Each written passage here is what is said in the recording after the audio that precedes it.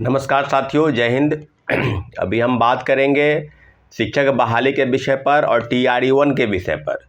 दूसरी बात करेंगे नीट पेपर लीक कांड में कई खुलासे हो रहे हैं। पेपर लीक की जो तय है, पेपर लीक की जो जानकारी है, जो पुलिस आर्थिक अपराध इकाई जो जांच कर रही है, उसका कहना है कि गुजरात से लेकर बिहार तक। और तीसरे प्रमुख जो न्यूज है वो मेडिकल की जो नीट को लेकर ही है। सुप्रीम कोर्ट ने जो मेडिकल की जो टीम है, जो नीट पेपर NTA जो कराती है एजेंसी, उसको केंद्र सरकार को जवाब देने को कहा है कि वो क्या करेगी। और अगली जो सुनवाई होगी वो जुलाई महीने में होने वाली है, जुलाई के फर्स्ट वीक में। तो तीनों मुद्दों पर आपको प्रमुखता से हम बता दें कि पहले जो मुद्दे हैं वो है TRE-1 में एक RTI यानी सूचना के अधिकार से एक नोटिस आया है, एक जवाब आया है, किसी व्यक्ति द्वारा पूछा गया है, उसने हमको जानकारी शेयर किया है कि क्या क्या हो रहा है और क्या क्या हुआ है।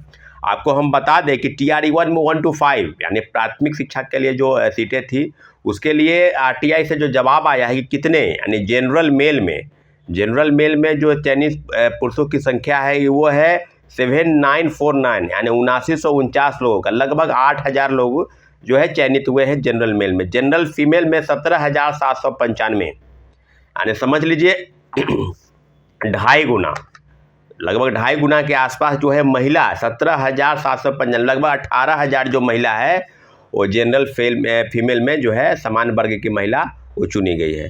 दूसरे राज्य के चयनित, जिस पर काफ़ी घमासान मचा है साथियों, दूसरे प्रदेश के कई लोग आए हैं और कितने चीज़ें जो सिर्फ RTI से जवाब आया है।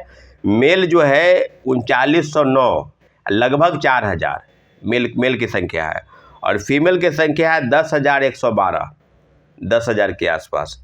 तो ओवरऑल अगर आप बात करेंगे दूसरे प्रदेश का, तो टोटल संख्या लगभग 14,000 के आसपास सिर्फ 1 to 5 में है। तो अब वही बात है कि अगर 14,000 RTI के जवाब जो है बिल्कुल ऑथेंटिक जवाब होता है। RTI के जवाब में इधर उधर की जितने भी चयनित चीज़ें हैं, क्योंकि RTI के जवाब से आप कई चीज़ों को कोर्ट में या कहीं भी सरकार के समक्ष कुछ भी चुनौती होती है, कुछ भी देना होता है आवेदन, तो RTI के इस जो न्यूज है, जो RTI से जो आया है जवाब, उसको आप बना सकते हैं, उसको आप एक आधार बना सकते हैं।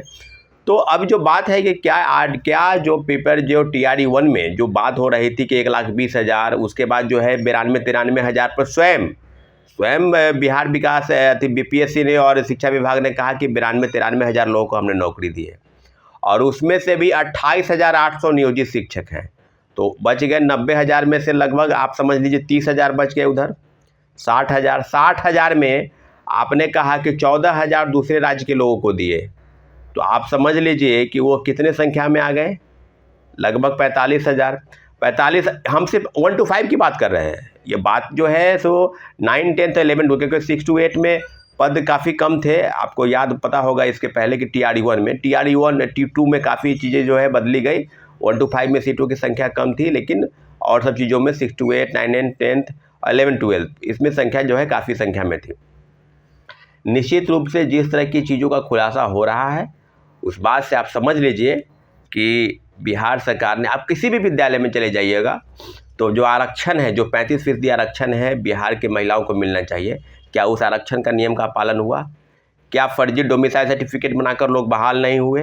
दूसरे प्रदेश के कई में, तो हमको वो बात नहीं कि क्षेत्रवाद को बढ़ावा देना है या बिहार के लोगों को ही नौकरी देनी है, परंतु बिहार सरकार जिस बात की चर्चा कर रही थी कि हमको नौकरी दिए हैं, दूसरे प्रदेश के बहुत कम मात्रा में संख्या में लोग आए हैं। तो इतना दिल जो बड़ा हो गया था माननीय मुख्यमंत्री का, खुल के कि आप आइए और नौकरी लेके जाइए, और जो है ना पूरा ओपन, यानी 50% सीटें थी वो बिल्कुल अनरिजर्व कर दी गई, मतलब खोल दिया गया था कि आप आकर नौकरी ले सकते हैं। तो फिर उसी का नतीजा है कि नौकरी किसको मिला और किसको नहीं, ये बिल्कुल है। और लोकसभा के आम चुनाव में क्या होने वाला है, टीचर जितने शिक्षक अभ्यर्थी हैं और जो कंपटीशन की तैयारी कराने वाले युवा हमारे नौजवान साथी हैं, क्या कर रहे हैं, उसका खामियाजा जो है सरकार को भुगतना पड़ेगा, और निश्चित रूप से भुगत लेगी, इसमें कोई दो राय नहीं है।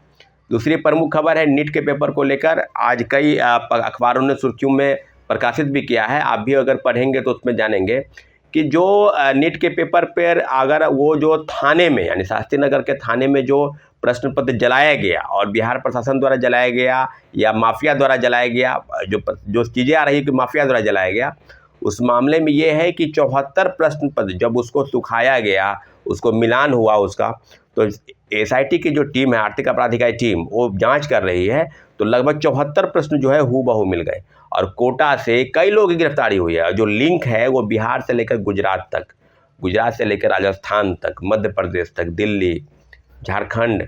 तो अब आप समझ लीजिए ना कि भाई नीट पेपर लीक में, और सुप्रीम कोर्ट का एक आया है केंद्र सरकार को, केंद्र सरकार ने कहा है कि रिजल्ट देना है और सुप्रीम कोर्ट ने कहा है कि जुलाई तक आपको बतानी है कि जिस तरह के पेपर लीक की बातें सामने आ रही है और कई चीज़ें खुलासे हो रहे हैं, तो क्या एनटीए जो नेशनल टेस्टिंग एजेंसी है पेपर लीक के संदर्भ में यही कहेगी, पल्ला झाड़ती रहेगी कि पेपर लीक नहीं हुआ है?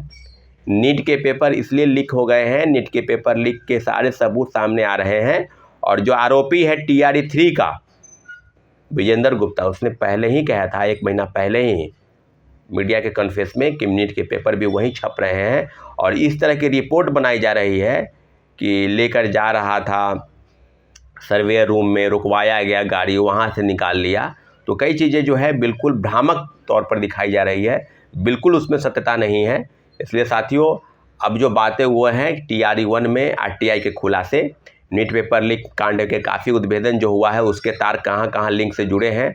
और तीसरी प्रमुख कर सुप्रीम कोर्ट ने स्पष्ट रूप से कहा है, NTA को नोटिस भेजा है, केंद्र सरकार को नोटिस भेजा है कि आप इस पर जवाब देना है, हलफनामा दायर करना है केंद्र सरकार को कि पेपर लीक के संदर्भ में क्या क्या चीज़ें हुई है। सारे मामलों पर आपको हम बता दें। और TRE 3 में जिस तरह का भंडाफोड़ हुआ और परीक्षा लेने के लिए आमदा है कि हम परीक्षा कंडक्ट करा लेंगे, बिल्कुल BPSC को ये सोचना चाहिए कि जिस BPSC पर पहले ही जांच बैठी है वो BPSC परीक्षा लेने के लिए तैयार है। निश्चित रूप से हम लोग 4 तारीख के बाद यानी 4 जून के बाद BPSC के पास जाएंगे और पूछेंगे कि किस तरह की चीज़ें हो रही है। आर्थिक अपराध इकाई अगर जांच जाएंगे और पूछेंगे कि किस तरह की चीज़ें हो रही है। आर्थिक अपराध इकाई अगर जांच बेहतर कर रही है तो जांच में थोड़ा समय दें, और निश्चित रूप से सारी चीज़ें जब दूध का दूध और पानी का पानी हो जाएगा तब परीक्षा लेने के लिए आ गया। लेकिन इतना जरूर है कि TRE 1 से लेकर TRE 3 तक जो बड़े पैमाने पर फर्जीवाड़ा हुआ, जो खेल मेल हुआ, उसका ही नतीजा है कि दूसरे प्रदेश के लोग गलत सर्टिफिकेट, डोमिसाइल फर्जीवाड़ा करके, और कई ऐसे अभ्यर्थी हैं शिक्षक बन गए, सीटेट फेल, STT फेल और फर्जी। और आज उनको जब बाहर का रास्ता दिखाया जा रहा है तो उसके जगह पर पूरक परिणाम के नाम पर जो धोखा और षड्यंत्र किया BPSC और शिक्षा विभाग ने, उसी का नतीजा है कि कई दर्जनों याचिका जो है कोर्ट में दायर है और कई मामलों की सुनवाई हो रही है। निश्चित रूप से माननीय उच्च न्यायालय के फैसले का हम लोग को सम्मान करना है और पूरक परिणाम सरकार से न सही कोर्ट से जरूर मिलेगा, ऐसी हमको उम्मीद है। ठीक है साथियों, धन्यवाद, जय हिंद।